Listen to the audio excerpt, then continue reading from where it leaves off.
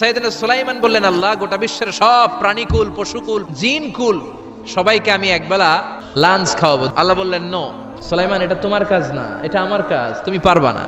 সাইয়েদনা সুলাইমান বললেন, আল্লাহ, let me try, আমার একটু চেষ্টা করতে দেন না। গোটা বিশ্বের বাদশা আমারে বানায় দিলেন।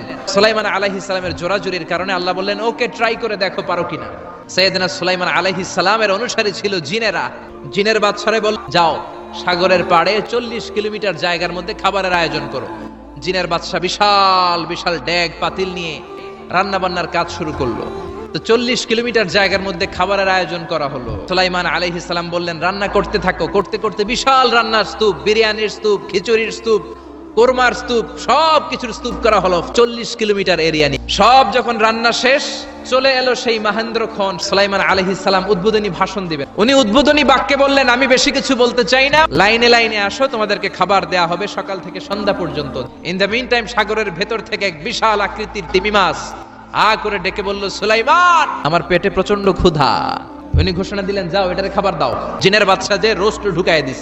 জিনের বাদশা খাবার দিতে লাগলো। 1 কিলোমিটার শেষ, 5 কিলোমিটার শেষ, 40 কিলোমিটার শেষ, এখনো তিমি মাছের মুখ হা করা আছে না নাই?